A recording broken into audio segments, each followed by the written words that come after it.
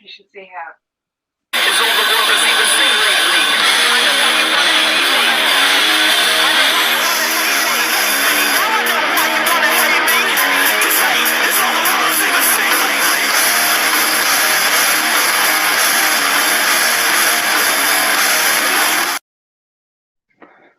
Sorry about that, everyone. Just trying to do a little professional audio that sounds pretty amateur. Welcome to All Things Bulldogs, Doggies fans, and we've got Daine, the Newcastle and South Sydney supporter. Newcastle supporters are allowed to support two teams because they didn't come in until 1988. So, how are you, mate? Yeah, good, mate. How are you? Oh, how do you think I am, mate, after the weekend? Honestly, tell me how you think I am. What's your summary of last weekend? Oh, mate, I couldn't imagine how you doggy supporters are feeling, but yeah, it wasn't a pretty watch, was it? Mate, I stuck by it. I cheered at the screen to give, the same sort of positive vibes that you give when you're at the game, or you try to. That's what I believe in. Me and my little girl trying to lift the team superstitiously through the television, and it didn't work, unfortunately, this time. All the things that normally work for us didn't work. So even Carraz at the end, sort of, when he nearly scored, was just like, no, he's not going to score. Sort of got to that way, didn't it? Down 66-0. Could have been 80, to be honest. Yeah, I was hoping you'd score a couple of tries. Once it got to 18-0, that's when I knew you guys were in a lot of trouble. Before then, I thought you could have been in with a bit of a shot. Not so much for the win, but I didn't expect it to blow like it did. But once the 18-0 come up, I thought, yeah, this is going to be a cricket score. And unfortunately, that's the way it turned out. You just watch, as soon as it hit 18, I watched your players, their whole demeanour changed. They just dropped. Their heads dropped. They just didn't want to be there, which was not a good sight, but, they'll come back from it. I did a bit of research just to, I was watching our line speed going over in games over the first 10 weeks, even when we lost 50-16 to Souths. Defensively as a unit, 2 and 3 in the tackle, or more than 2, always 3 in the tackle, sometimes 4. And that wall was sliding left to right. The wrestle was good. They'd only just got together over the pre-season, but they believed in their ability. As a few changes happened within the club, we brought in young Carlo Lawapu. That still was sort of being highlighted from about round 4. Although I felt Kyle Flanagan was gradually getting better. And then when he was demoted, young Carl did a great job. His contact, I was at Magic Round, the hits that he put on with the shoulder against full-blown professionals running hard at him. That's Hudson Young ran. He's not the biggest guy, but he runs hard. Olawapu snapped him in half on his first tackle. Look, the kid's got a huge future, but I just think cohesion has gradually dropped since then, and as the team's sort of falling away a lot more, the heads have been dropping more and more. And when the heads start dropping, you can see our line, couldn't you? It's so staggered. That's everyone, the first thing I noticed. Yeah. The staggered and line. It wasn't like that. No, well, you started off the season quite well. Yeah. And then as it's gone on, obviously injuries play a part. But I've just, with the confidence and all that, you can see, like you said, the line was so staggered, and you come up against the team. It doesn't matter how good the team is, really. Like, it's the NRL. You come up against a good team without being a great team, and they basically tore you apart. And again, you miss tackles, mate. Like you're near pushing 60 missed tackles. That's where the issue is, and that comes from that staggered line. Because as soon as that line staggers, you get someone like Kalen Ponga. with that little bit of footwork and speed, he's going to rip through, bang, offload, and they're away. And you've seen it so many times on the weekend. So that's one thing I was concerned, and I've seen that early on and thought, oh, that this could be a bit of a worry. But not only that, I also, and not knocking any players in particular, and I said this to you during the week, the first 2 kicks were massive, I think. Yeah. The first kick was a metre too long, bang, 20-metre restart, 7 tackle set. Second kick was a grubber in, went dead, bang, another 7 set tackle set, and you got yourselves on the back foot. Once that happened, that sort of set the tone. Them 2 early kicks, if you put the pressure on them, if you got a repeat set, something like that, things could have happened. But yeah, you're straight on the back foot. Them first 2 kicks in play, and then I think I've seen 4 different kickers from the Dogs, which amazes me because you've got one of the best kickers in the game, like dangerous kickers in Burton. And you had, I've seen Avarillo have a go out in the centres, you know what I mean? I don't know, that's sort of... Yeah, what happened was, just to explain that part, see, Burton's come in, we needed him to, that's the difference between success and failure in the NRL. Just probably half a metre too long, to be honest. Wasn't far. Outstretched foot into the in goal, waiting for that big ball. If it lands half a metre inside and he catches the footy, we're in the grind for a bit longer. And then when it goes dead, 2 7 tackle sets.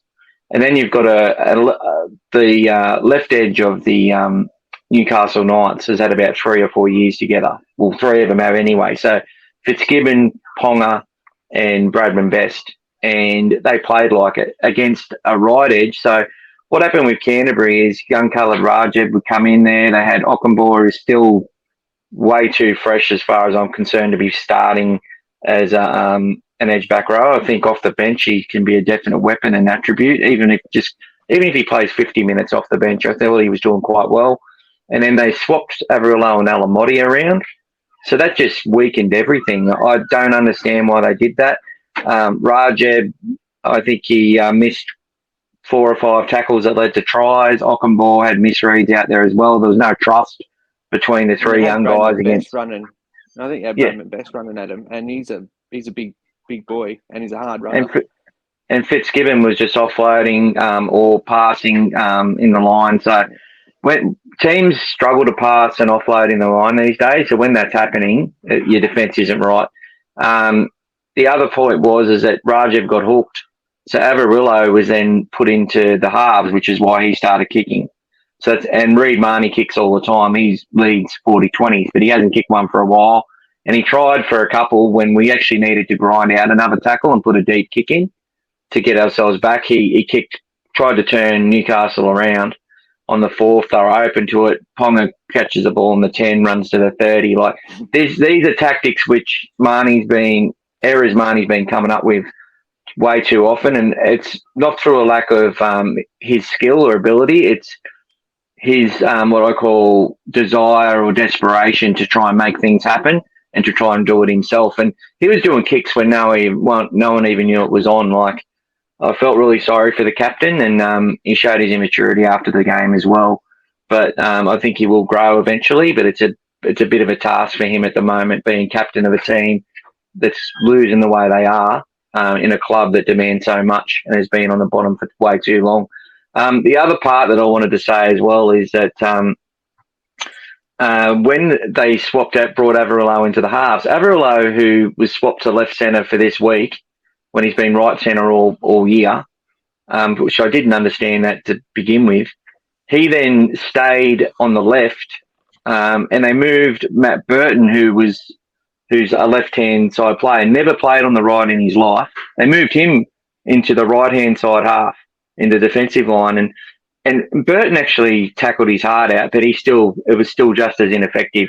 I think Newcastle scored 8 or 9 tries down our right edge defence, their left edge attack. That's just, unfathomable to see that happen in a game of rugby league, where one edge just gets absolutely just blown away that way. It's just, it was diabolical. I felt really sad for the guys. The crowd was booing the team, which, some clubs fans just get that that's not a way to express your love for a club.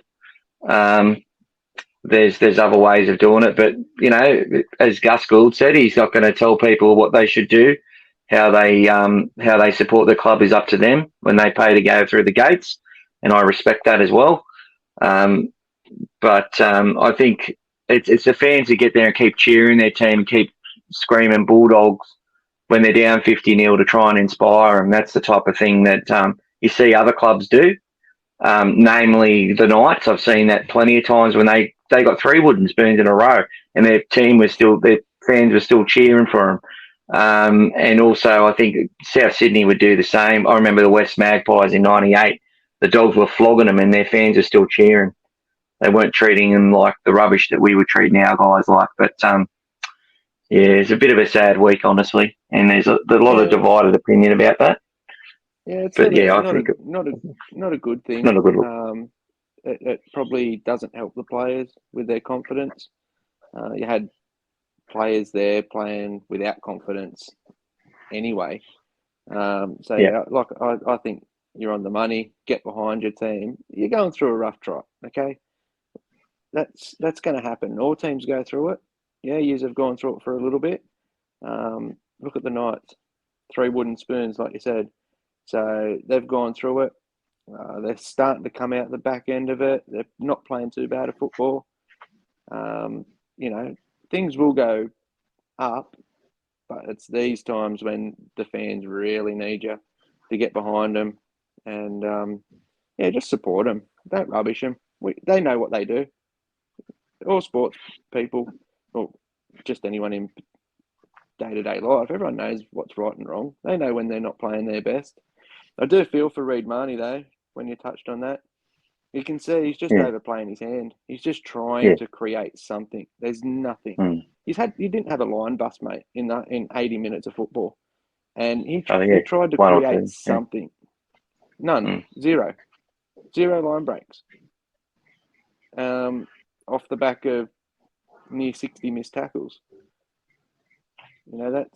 He did try, and you can't knock a bloke for trying. We watched Cody Walker last week, or the week before, sorry. Done the same sort of thing. Made a lot of mistakes, but he tried his heart out. And then you have a look on the weekend how he played. Them little things did come off.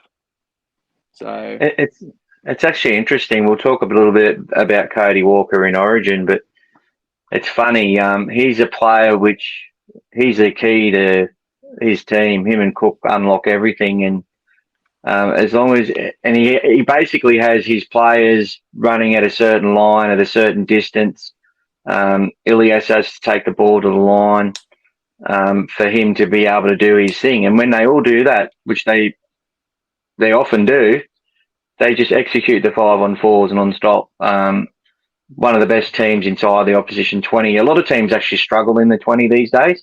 South Sydney usually don't. And it's funny, he was having a bad game because he was trying everything 2 weeks ago, but his players probably were a little bit behind or a little bit in front of where they needed to be, and his passes were probably just, a few inches too far or 2 inches too far back, if you know what I mean. So I watch Cody Walker a lot because, I like to learn and watch the good teams play and then hope to sort of see how the Dogs compare against that. And at the moment, we're slipping further and further away from that. But at the start of the season, I felt we were getting closer and closer to that.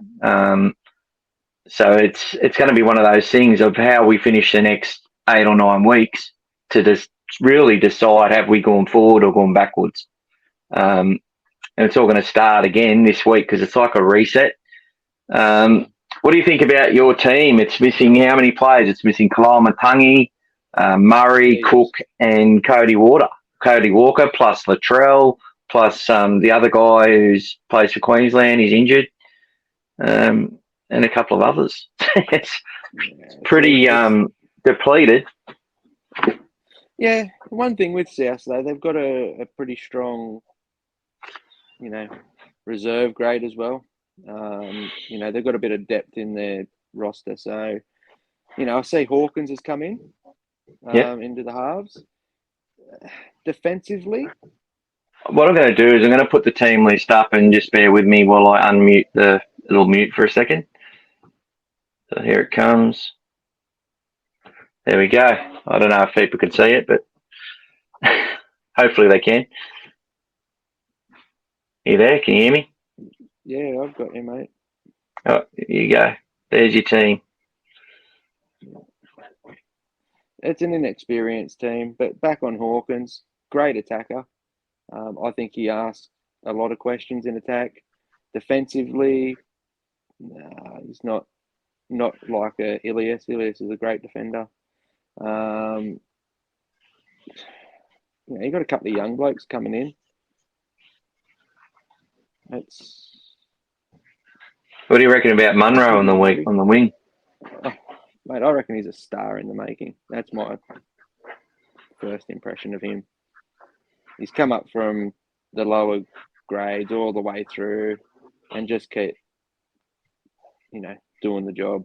And he come in on the weekend and done the job. Rabbits were pretty good on the weekend, I have to say. They needed that win. Their defence has been down as well, which is funny because they were one of the best defensive teams. That slipped over the last month or month and a half. That was back. They handled the ball. I think they didn't complete 2 sets in a game in treacherous conditions over in, New Zealand. So, yeah, I think that's the turning point for them to get back on the winning ways. This week, obviously, is going to be a lot harder. Should be a lot harder. It depends on what you guys dish up. If you defend the way you've been defending, unfortunately, I think they'll just slip through. But if you pick up that defence, that's where you really have to pick up. If you pick up that defence, the other things will sort of start to come in. But yeah, I'm expecting a win, hopefully, as a Rabbitohs supporter. Well, I'm hoping you're getting flogged by 66 points, to be honest. But mate, I just don't. Hopefully you guys have reset. Hit the reset button. Scrap what's happened the last few weeks, and let's have a good game of footy, hopefully. Yeah, and just work on that defence. Work on that line speed, and if you do that, and you can contain the Rabbitohs, then your season will turn around as well. You'll get a bit of confidence.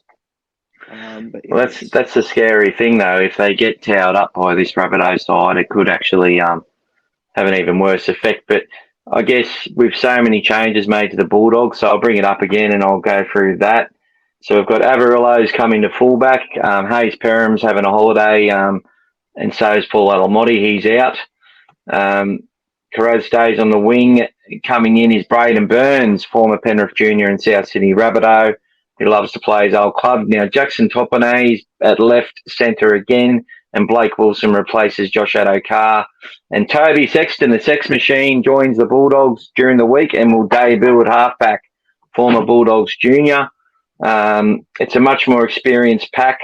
I still feel that Ockenbaugh should be on the bench. But in saying that, the coach is keeping him there again. So hopefully there'll be a bit more trust. Ockenbaugh will be out there with Braden Burns and Jacob Carraz, and he'll also have Toby Sexton there. So it's going to be a little bit of hopefully him and Sexton have done some reps and can combine this week, because that is going to be a worry down that edge. All I can say is Souths are probably not as fast as they usually are. I think Tass plays on the left edge, doesn't he? So he'll be the one attacking that edge.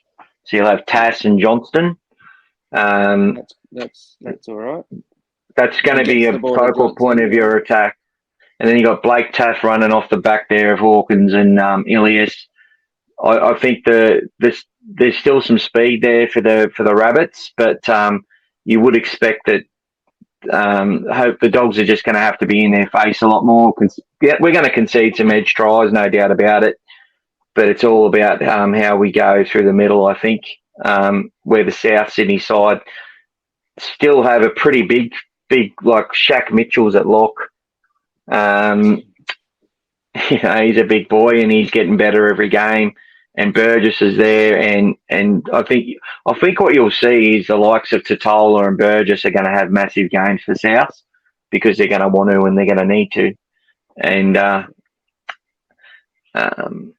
yeah, I think Totola is one of the really good props in the competition. He's starting to get better and better. He's had a couple of bad games, but I think last week he was back getting better. I think.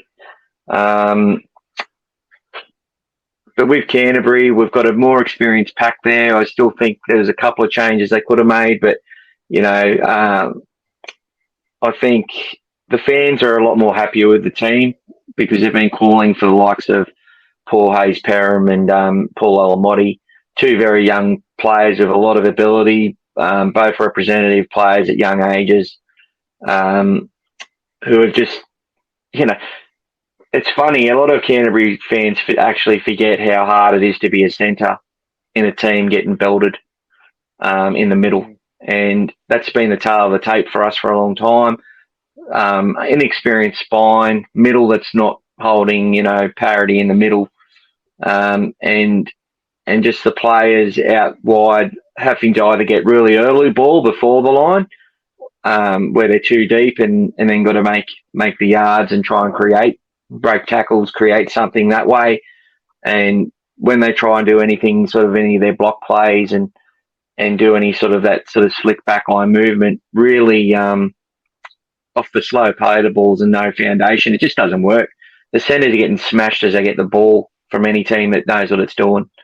And I think we forget that a lot of the time as Bulldogs fans because it's been a long time of suffering. But you watch a side which is going well, they can bring a young centre in and that young centre can look like they're worth $500,000 a year because of where they're getting the ball.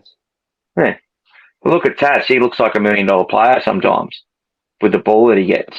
And sometimes he still doesn't get it to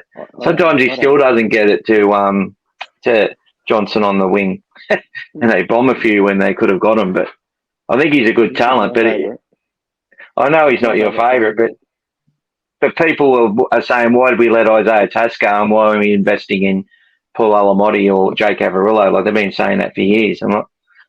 Because Tass, if he stayed at Canterbury, his career would have probably ended, unfortunately. He'd be on holiday this week as well. Well, he wouldn't have even got 20 chances. That's the whole thing. There's a lot of talent out there. It's all about timing and the team they're in, and that's why they've got such a big decision when they decide where they're going to go.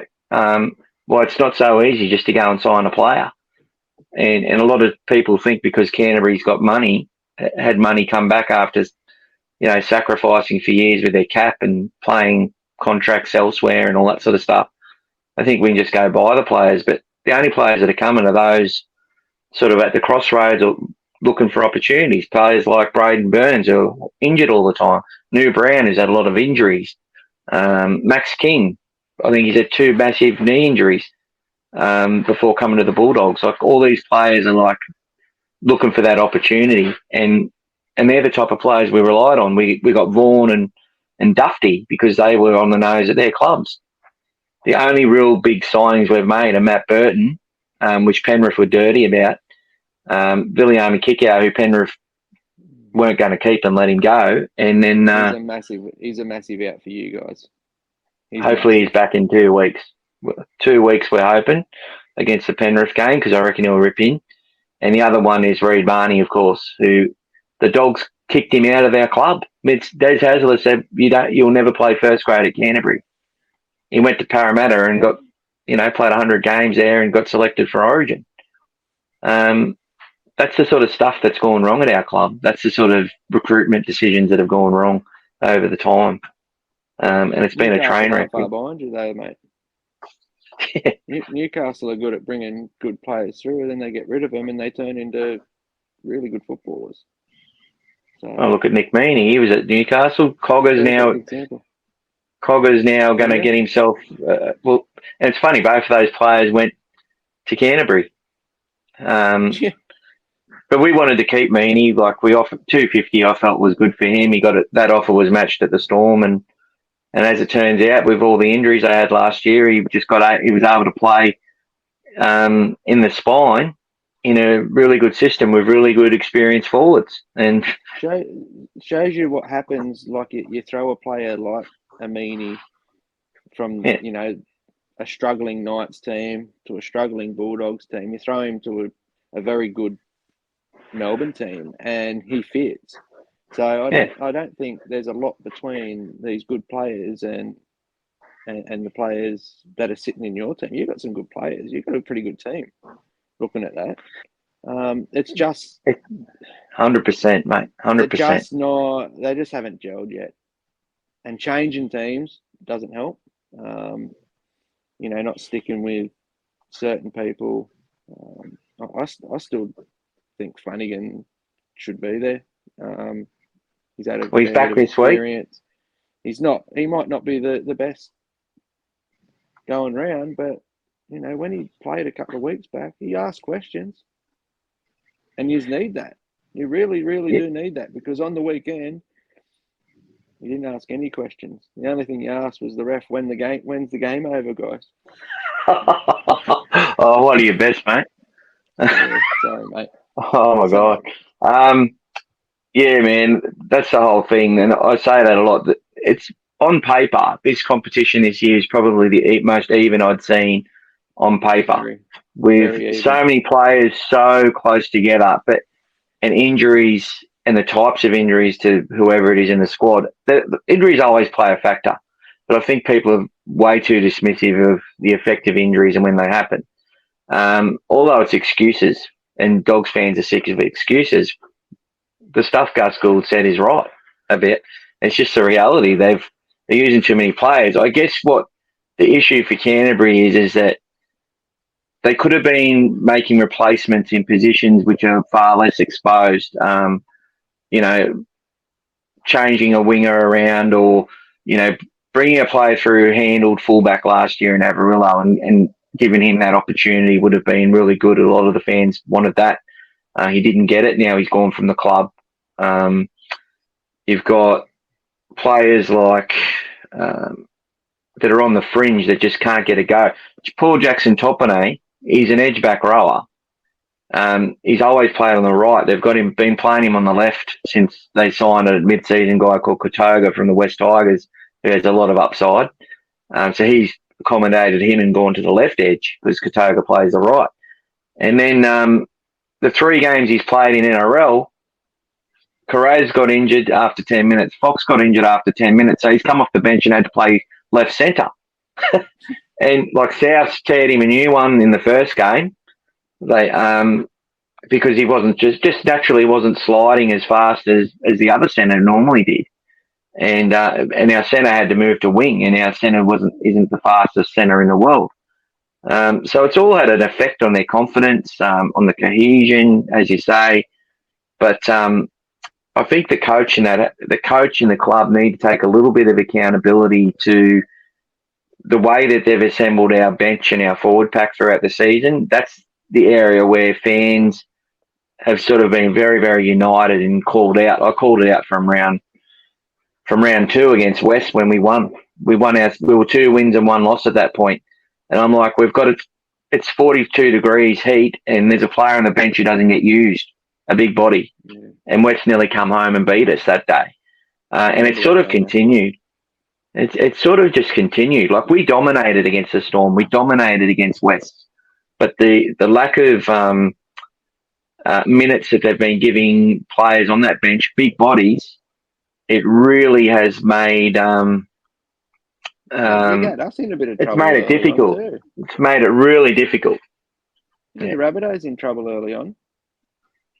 Will coming back in that game too. Like, and then I think Addo Carr got hurt that game, didn't he?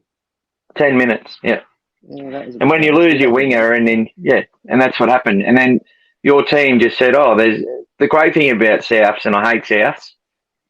Fuck is is when they see a weakness, they just exploit it. They just do what comes naturally and just exploit it.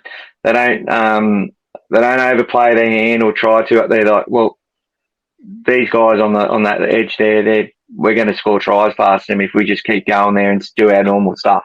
Just keep going there, and we'll score points. And all of a sudden, there was 5 or 6 tries down that edge, and the game was out. But, the sin binning and stuff for the hip drop on Jacob Preston, we'll never forget that as Dog fans. That was ridiculous. And I don't understand all these rules they've got. Like, it all comes back down to the wrestle tactics brought into the game years ago, but that's for another discussion for another day. I think it's had an effect on the way we defend too, because we were, before the hip drop come in, I think Canterbury had a lot of tackles where they were sort of holding onto the ball and dragging players down the way they were wrestling. When we did have players, our small men isolated, but when they stopped and couldn't start doing that, I don't know if it's just a coincidence or just part of what's been going on. Anyway, I think that's enough for the preview. What's your tips for the game anyway? What do you think? Who's going to win, by how much, and who's going to score first? I think the Rabbitohs will win. How much?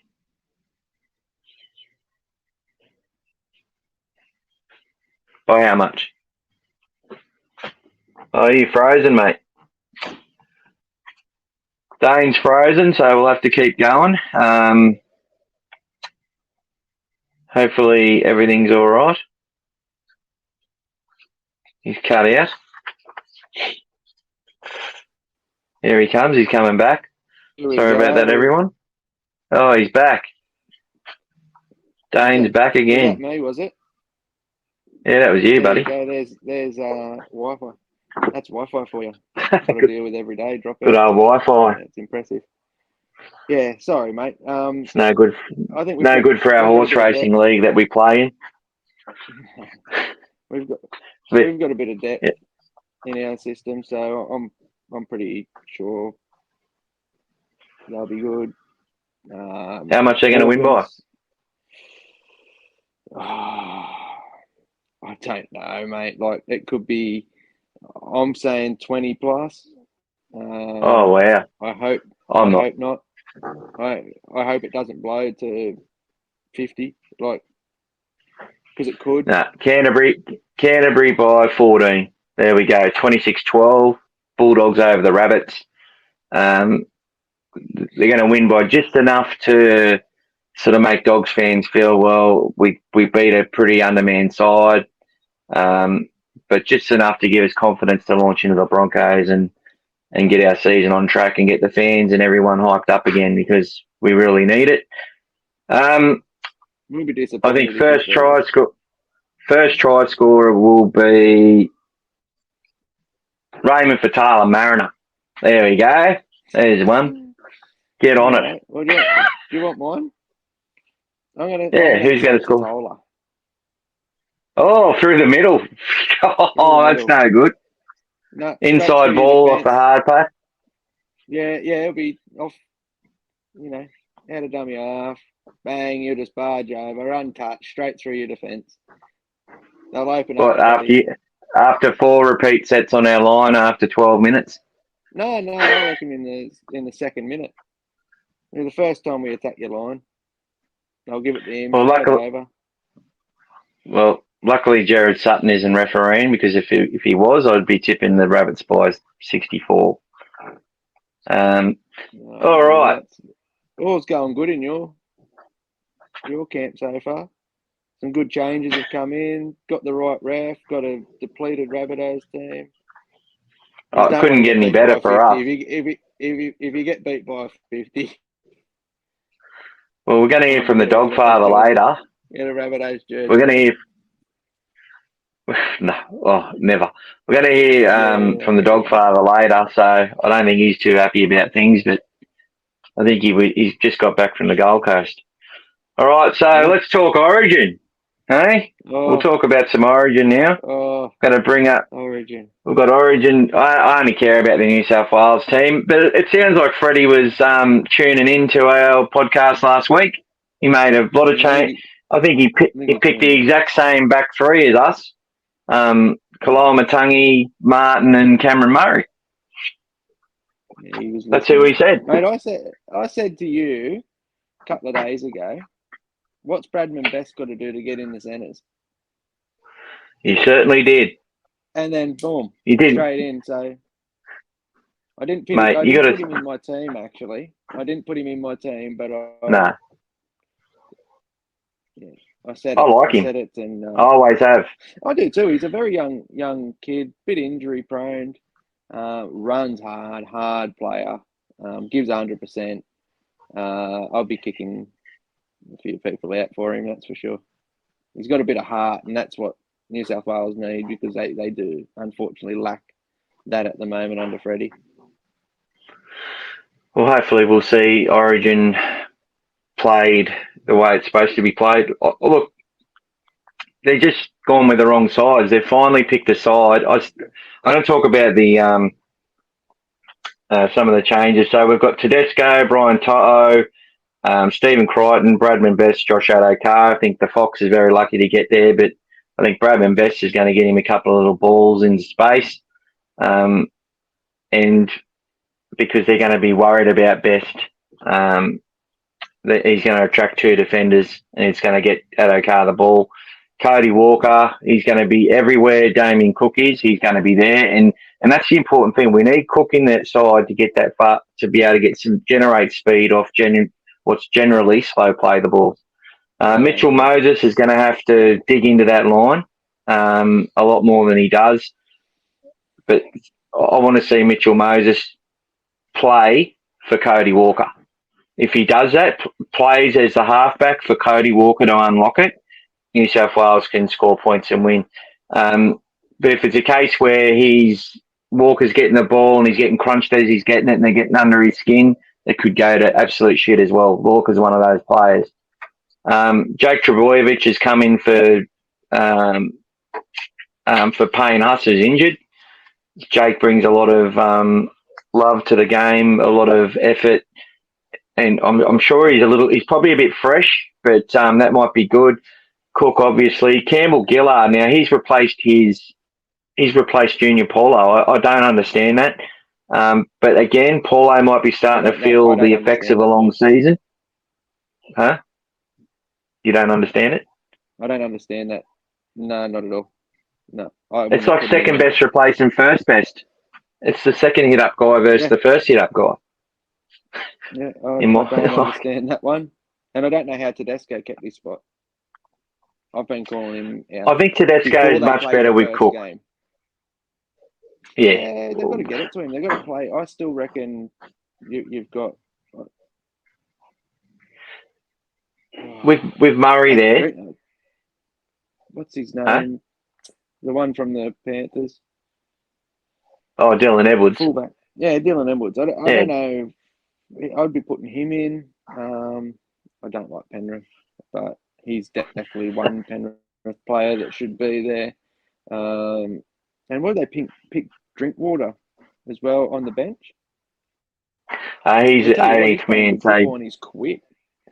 He probably won't get a go. I'll tell you what, I like his speed. He's quick. Very, very quick on his feet. So he gives a bit of speed anyway. If there's an injury in the back line, he'll come in. If not, he won't come in. Yeah. I like what you said about Bradman Best, because I think you'll see the Fox get the ball. And that's where he struggled in Origin and for the Bulldogs, really. He hasn't been getting the ball, and he's just sitting out there doing nothing. I think he got the ball once on the weekend, and he had to stop and then go around the back of players. He hasn't been getting into space. They haven't got it to him in space. And the same when he's played for New South Wales. He's done basically nothing. And then he had poor Damien Cook sitting in the centres, and they were both in no man's land because he didn't have another centre. I'll tell you how they're going to use if they're going to win this game. I'll tell you how they're going to use Tedesco and the Fox this week. So if you go back to the World Cup and watch the Australian side, Harry Grant gets out of dummy half and he's quite fast. And Cameron Munster, they start running wide, but have that creativity, then bring it back to the inside off the lock to get Tedesco through the middle off the inside ball. And guess who was trailing Tedesco through? And guess who was trailing Tedesco through the middle? The Fox. They scored 3 tries in the World Cup by doing that. And the Bulldogs actually tried that a couple of times this year to try and replicate that, but obviously without the cattle to get it done. But that's where we need to see the Fox. And with having Cameron Murray there off Cook and Walker, I really think they can get that done. But it's easier said than done. But I think that's where it opens up for I was going to say the Bulldogs, but for New South Wales, is having Tedesco running off Cook, Murray and Walker is going to be very, very, very important for us. I do think that Kalyle Matangi will be dropped back to the bench come game day, and I think Isaiah Yeo will start on the edge. Yep. Or they may even put Yeo back to lock and put Murray on the edge to start, but then swap it around later on. I don't like it. I like Clint Gutherson. You either have Robson or Gutherson. You don't have both. And I don't know why. I like Jacob Saifidi, and I think he's made for Origin. But Leniu is a much better prop off the bench as far as impact is concerned. He's the best impact forward in the game. Prop in the game. Yeah, I agree. Yeah, I don't know. 100%. He should have been there. I don't like the. Well, he's not. I don't think. Yeah, me either. Not. Wasn't my team, but we got a fair few in that. Like Kyle Matangi got him. They picked him. They got rid of Luai, which fantastic. Should never play Origin again.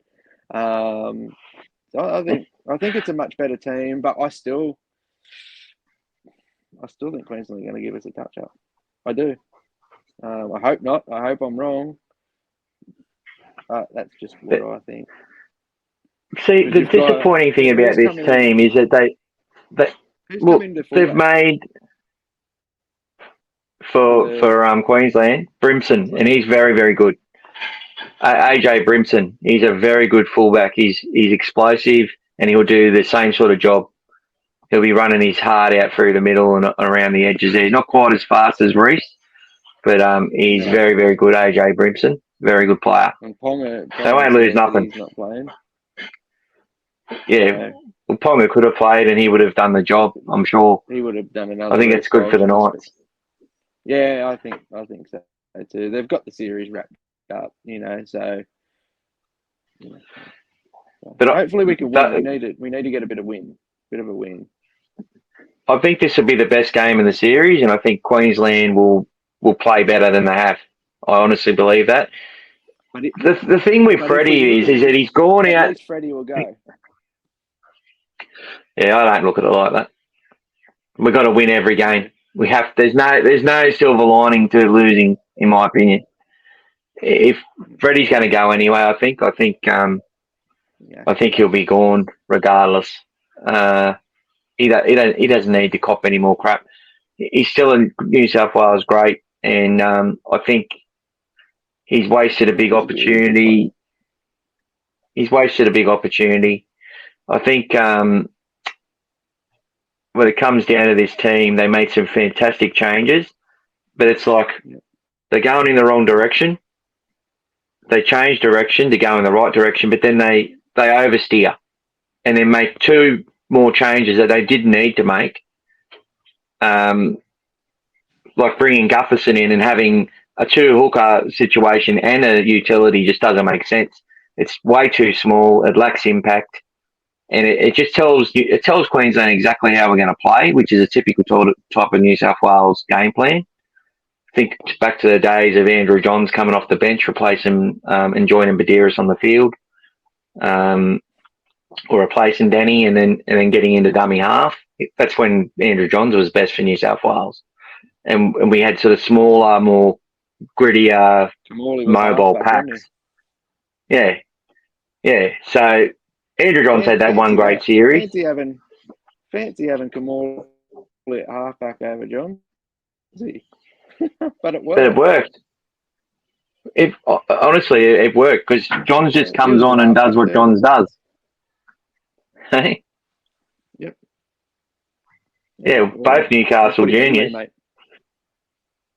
That's it. Yeah. He could have tackled in them. He was putting big forwards on their ass his whole career. So yeah, the Gutherson thing just doesn't make sense. You take out Gutherson or Robson, and I think both are great players, but only one of them should be there, and you replace them with Leniu, and I think you've almost got a side which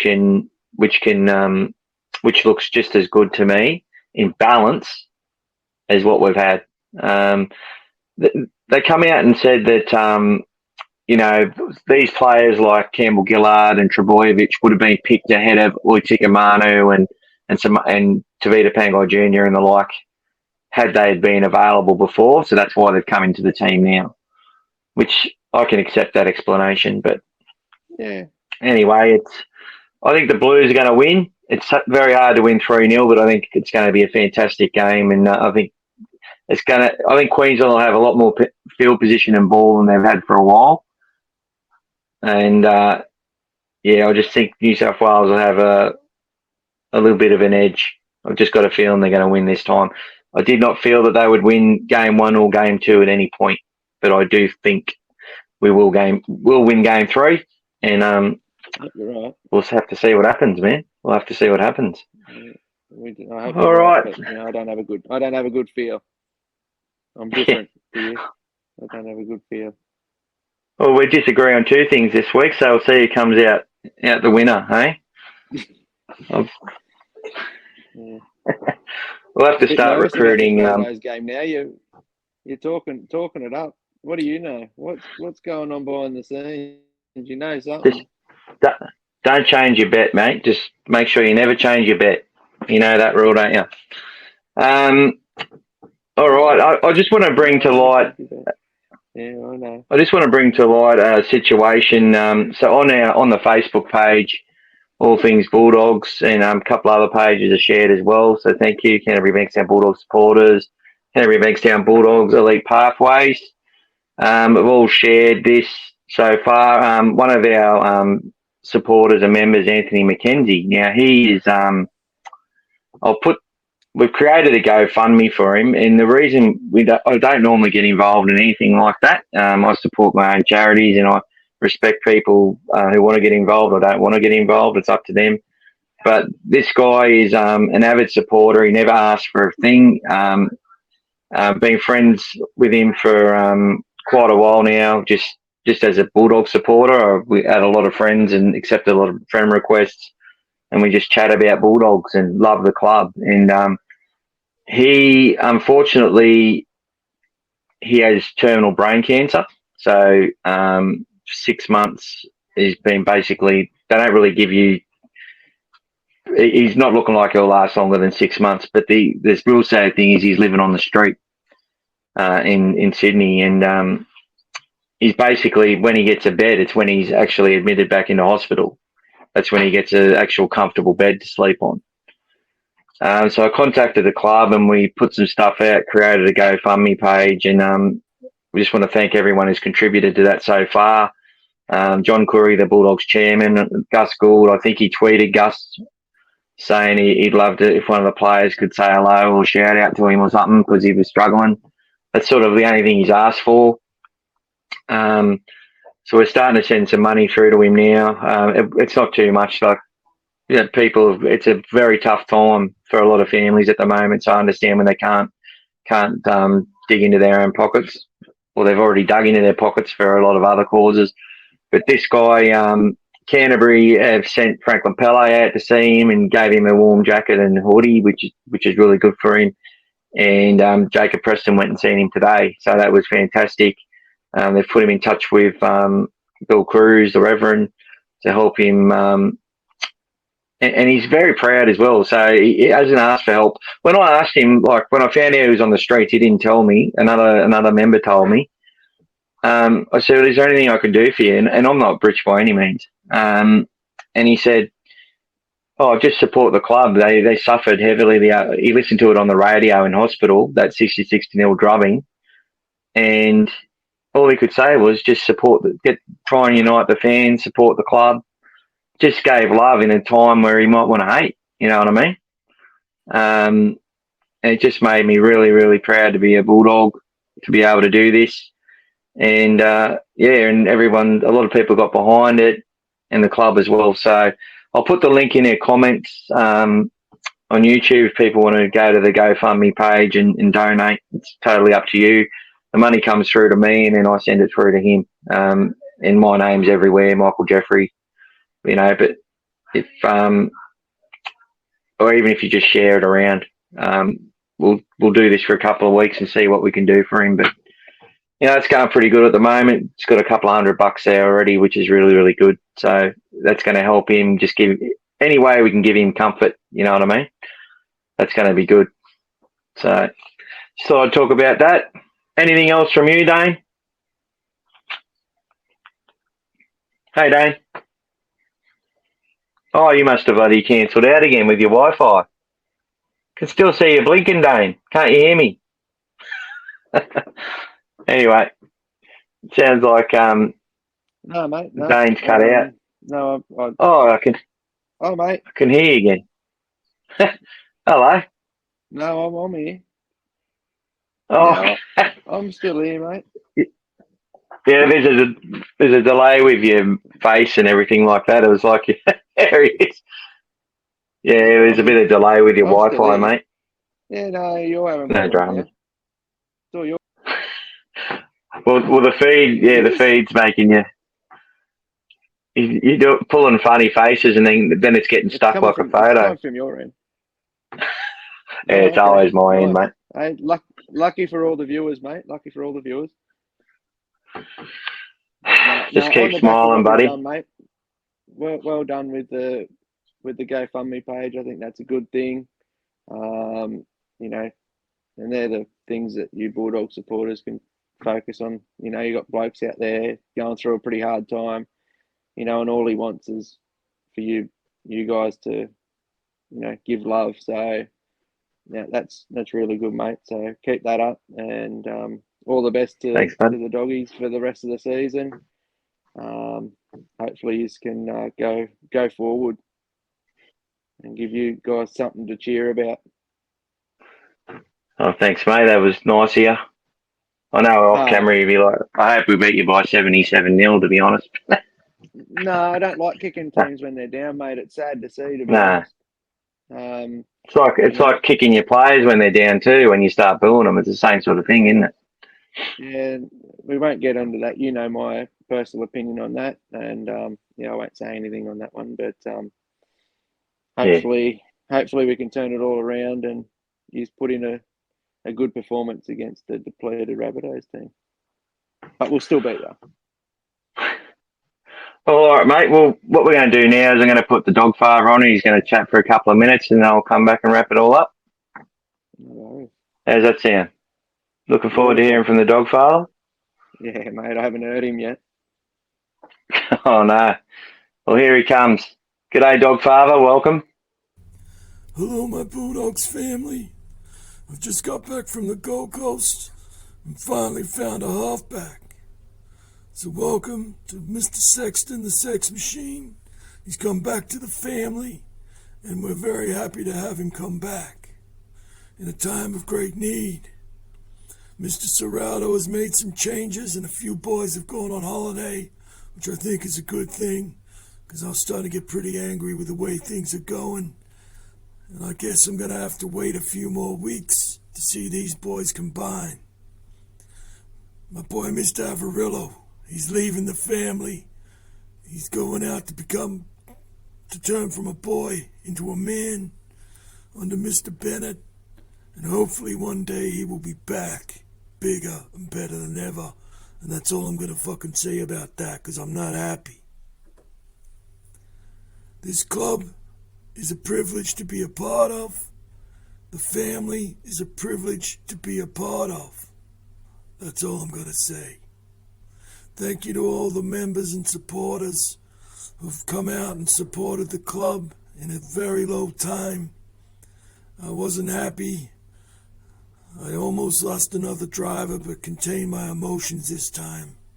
It was almost laughable what happened on the weekend, but I could see there was a lot of boys out there getting trampled on by men, and I didn't like what I seen, and I decided to show a little bit of mercy. So we've got a game against the Rabbits, who are heavily undermanned. That's been talked about a lot, and I'm expecting a big performance. I truly am expecting a big performance. So welcome to Mr. Sexton, the Sex Machine. He's come back to the family. I'm happy about that. Seems Mr. Hunt doesn't want anything to do with my money. So we'll have to see what's happening. Alright, my people. That's all for me at the moment.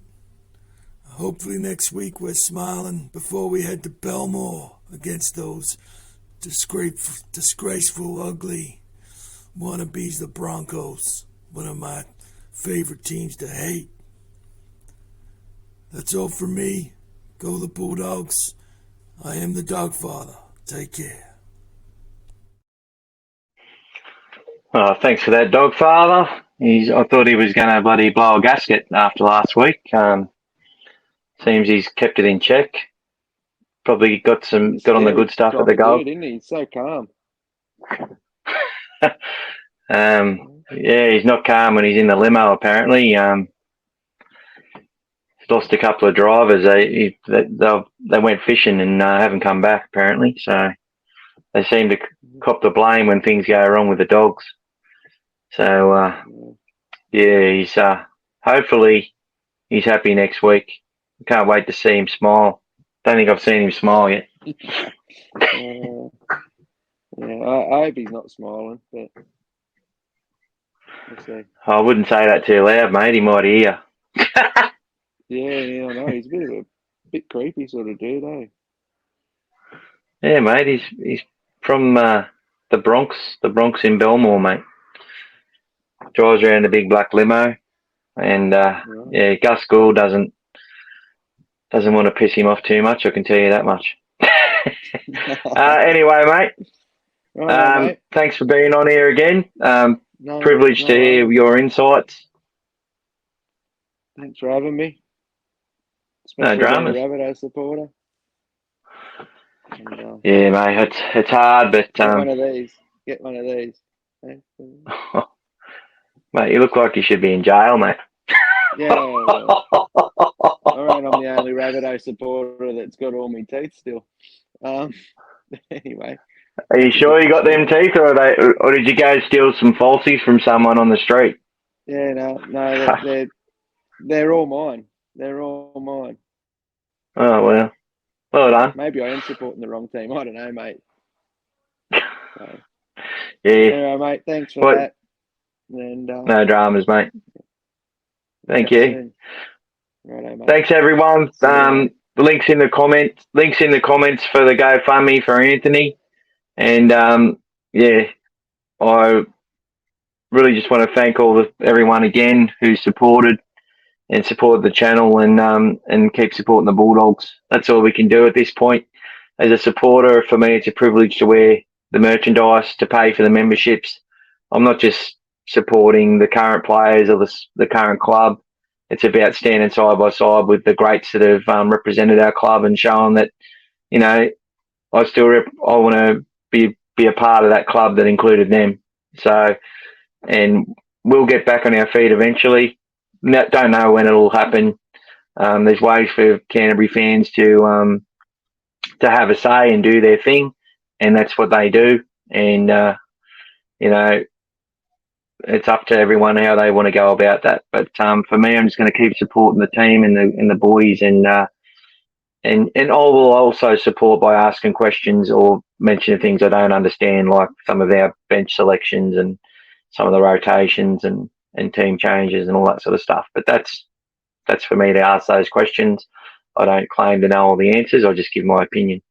Anyway, everyone, thanks for listening, and have a good day and a good week, and hopefully we smash those fucking rabbits because I can't stand them. Luckily, Daine's scored. Surprised we're mates, to be honest. Anyway, take care. See ya.